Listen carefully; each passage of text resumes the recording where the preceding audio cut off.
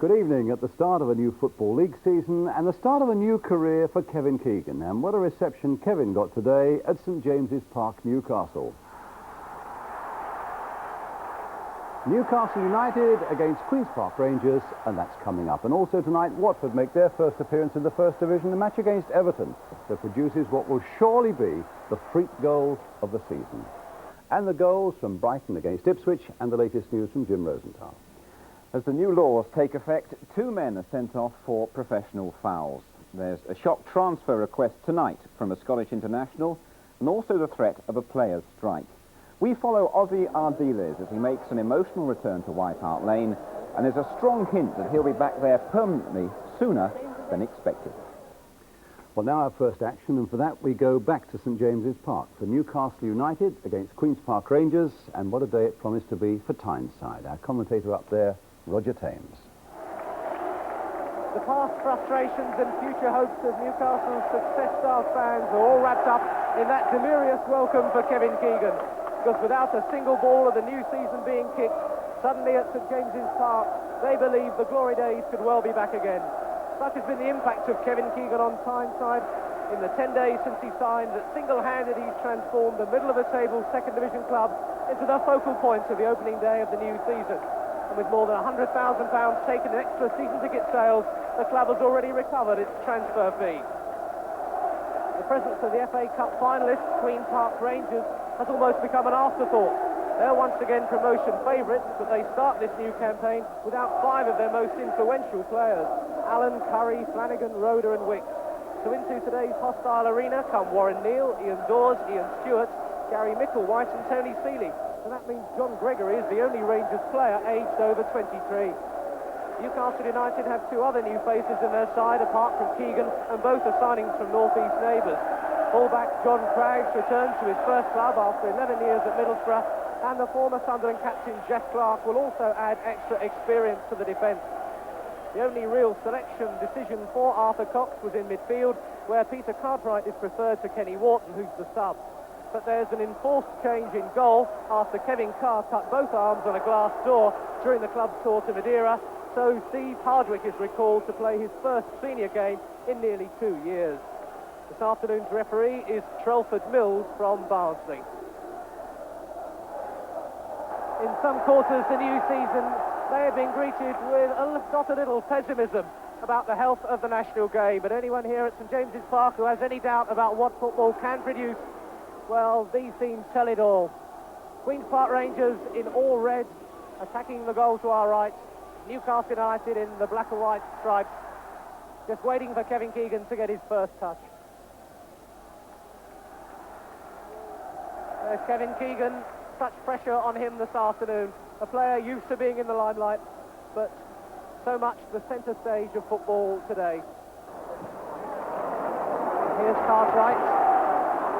Lost a little bit of momentum now, but he's found John Craggs in support on the right. And Berardi is onside. Here goes Berardi. Cartwright's arriving, and a great save by Hucker.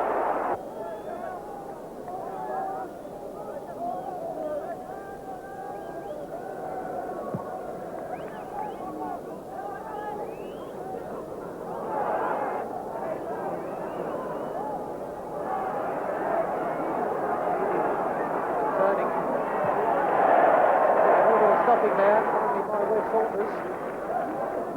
19 Wes Saunders. Only created quite an impression here at the Champions. The throw to Zainab, quickly in there.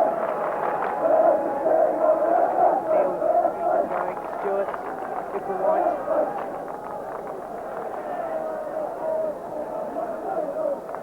Aiming for Gregory.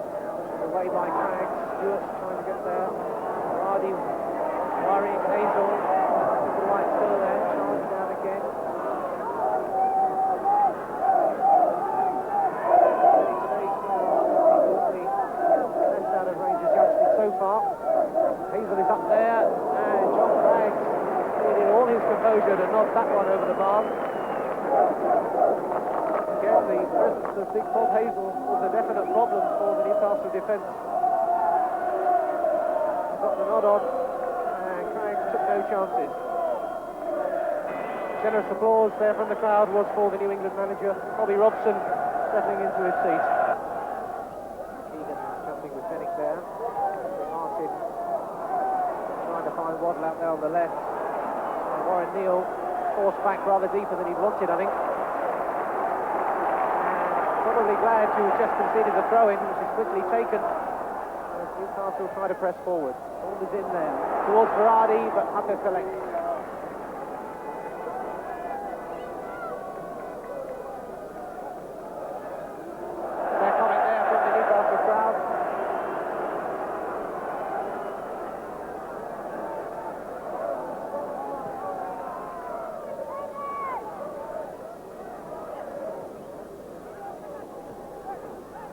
Seeley now. Waddock. Gregory. Nickel-White. Give the set Stewart through. Hardwick's out, but Stewart's kept possession. They missed out Seeley, and he was the man spare in the middle. And the danger pass is for Newcastle United, but that was another dangerous opening work with some skill by Queen's Park Rangers. Keegan setting up Waddle.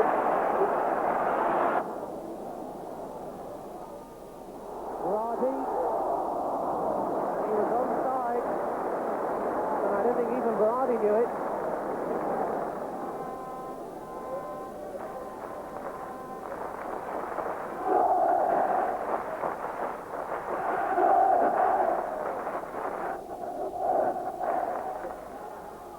Waddock. Cartwright.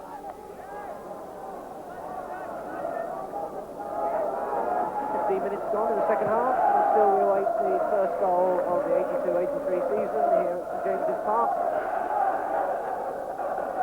And the crowd beginning to respond again to try and lift Newcastle. Harry Waddock getting the tackle in.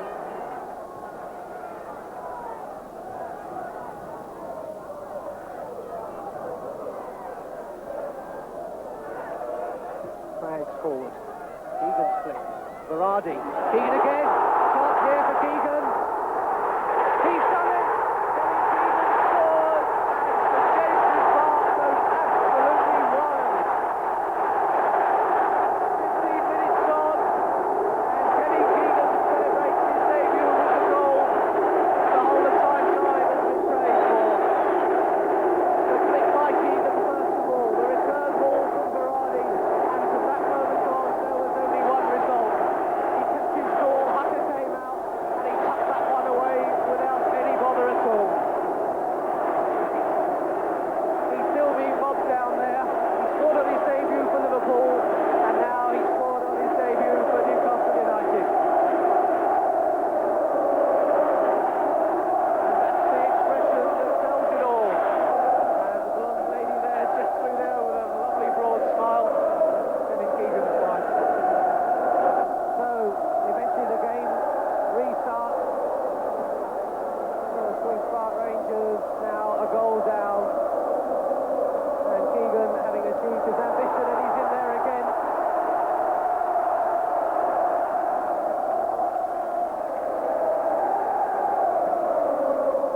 Certainly will have lifted a little bit of pressure off Keegan, who was so much centre stage today. Now Stainrod turning dangerously. Trying to force his way through. Good skill from Stainrod. But he just couldn't continue. Weight of numbers beat him. But fine skills from the big man. Really proving difficult to shake off the ball. He really didn't have proper balance, but he still kept the ball going, but just finally lost it at the last moment.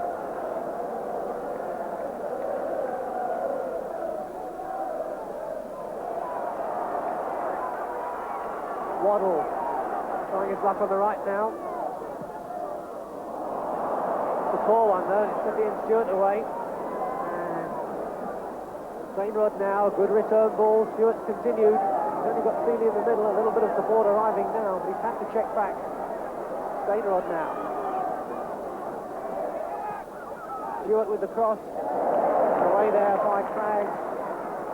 Waddock.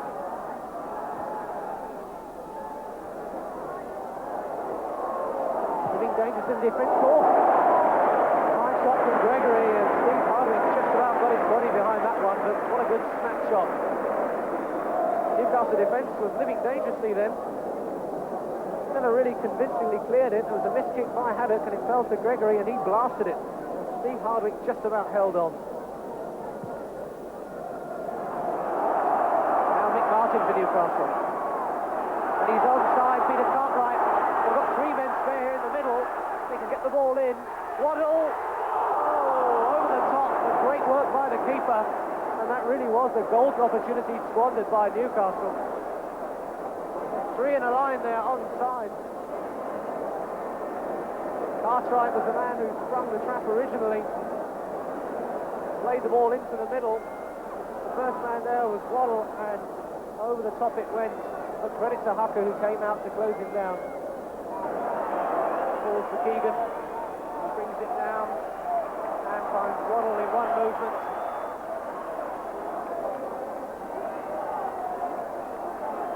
Now Mick Martin to Verardi.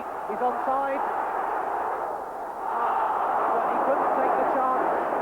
He just delayed that fraction, and that was all Peter Hucker needed. That was a fine chance for him, Ray Verardi, to really put this game beyond all doubt. Played forward there by Mick Martin. Seemed to wait for the offside decision, but Mr. Mills signalled quite clearly he was all right, and Hucker pulled it back.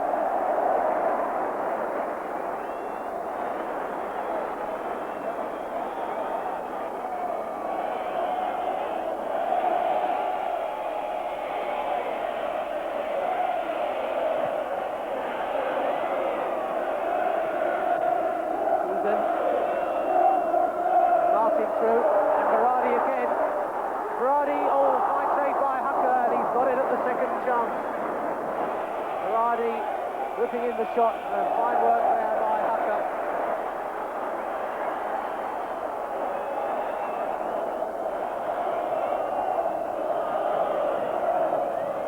"45 minutes up on our watch as the James's Park begins to celebrate, but not yet. Here comes Waddle, and again Hucker's out smartly. Certainly one or two chances have fallen to the Newcastle forwards in these dying moments, as Queen's Park Rangers have pressed forward in the hope of smashing the late equaliser and really killing the celebrations.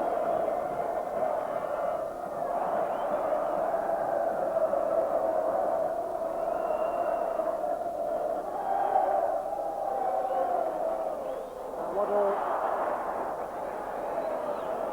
trying to get down the two defenders there, and he has at least one or two kicks for his paint.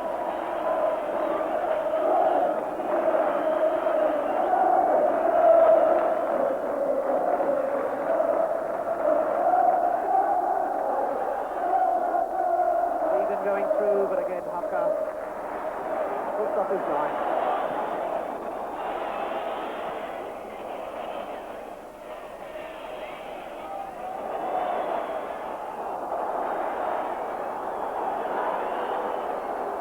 There goes the final whistle, and Kevin Keegan starting always has something of the make-believe world about it, and it has a fairy tale ending. Keegan scoring the only goal of the game. Verardi has slotted home the shot. He's mobbed by the fans, and he's responded in the way that Newcastle fans who turned up in their thousands today had hoped, by scoring. The celebrations continue then on the pitch at the end of a quite remarkable day at St James's Park. The final scoreline reading Newcastle United 1, Queen's Park Rangers 0, and Kevin Keegan the man who got it. Kevin, a remarkable day, and to score the only goal of the game, a remarkable ending to it. Well, if the people have enjoyed themselves half as much as I have today, then we're all happy. Tremendous, it's fairy tale stuff. QPR made it very difficult. They're a good side. They're the sort of quality of side we're going to have to beat if we're going to get promotion.